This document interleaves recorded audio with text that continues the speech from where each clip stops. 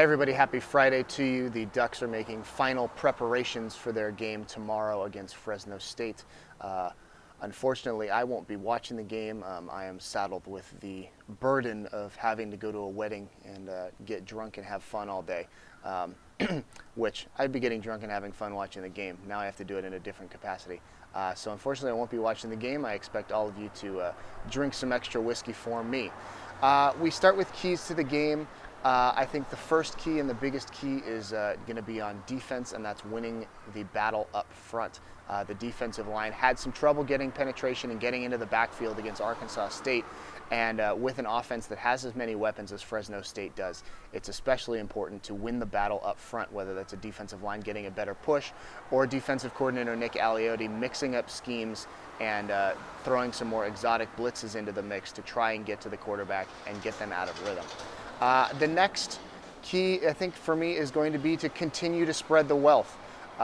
Marcus Mariota did a very good job of that against Arkansas State in spreading the ball around. He threw to 8 different receivers in his quarter and a half of play. And I think it's going to be very important to not get one-dimensional, to get a lot of guys involved.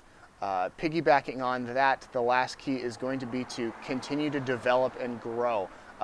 Seeing over 70 players play in last week's game is encouraging.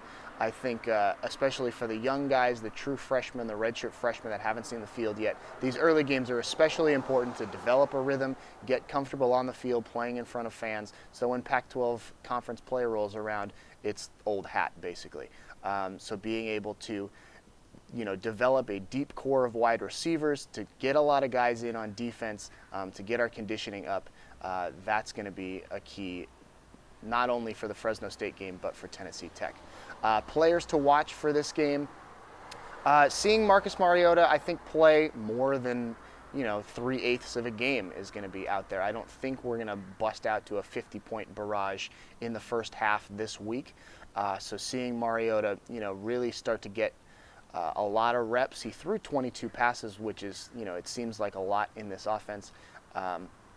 But getting Mariota a full game of work, I think, is going to be important going forward. Kenyon Barner as well, only got 9 carries against Arkansas State. This is really going to be the first chance we have to see him in a feature back role. I think we can expect 20 to 25 carries out of Kenyon this week. And so, seeing that and seeing him be able to carry for an entire game, I think will be something going forward that Duck fans will feel more comforted about and will probably lessen the blow of losing LaMichael James. Finally, we look around the Pac-12. One game tonight, Utah taking on Utah State. They try and build off of their very good opening game, a 41-0 win. And all the big games on Saturday, and this is a very big week for the Pac-12. There are a lot of high-quality opponents in the non-conference, and this will be a big test for the Pac-12 this week in showing off their depth and being able to establish ourselves, really, establish our claim to the second-best conference in college football. It starts with Washington traveling to LSU to take on the former SEC champions, the defending SEC champions.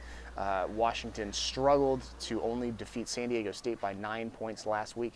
That performance is not going to cut it against LSU. So we'll see if Keith Price and the gang have more in them, or if it could be a long and trying year for the Huskies.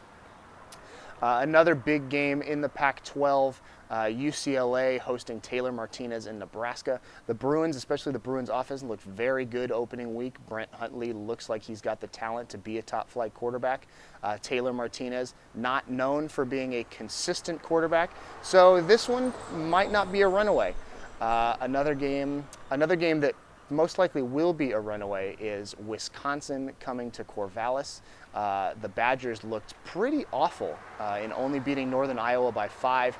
They're going to want to come out and make a statement that they truly are an elite team again this year, and they have a very good chance to do that against a Beaver squad that has not played yet because their opening game against Nicholls State was canceled. I think the last really big game, Arizona comes off a near disaster in Rich Rodriguez's opening week, having to go to overtime to beat Toledo. They've got Oklahoma State coming to town. Oklahoma State, as we remember, put 84 points up on Savannah State. So Arizona has a very big task ahead of them. Other games around the Pac-12, Arizona State takes on Illinois. USC travels to the East Coast to play Syracuse. Colorado tries to not beef it up against Sacramento State. Washington State takes on Eastern Washington. Stanford plays host to Duke, and Cal will try and rebound off an opening week loss to Nevada when they take on Southern Utah. So that's a look around the Pac-12. We also covered keys to the game and players to watch. Have fun this weekend. Go Ducks. I'm unfortunately going to miss it. Sad day. But I'll catch the highlights and check out the chaos in the game thread after the fact. This has been Takimoto for AddictedToQuack.com. Go Ducks!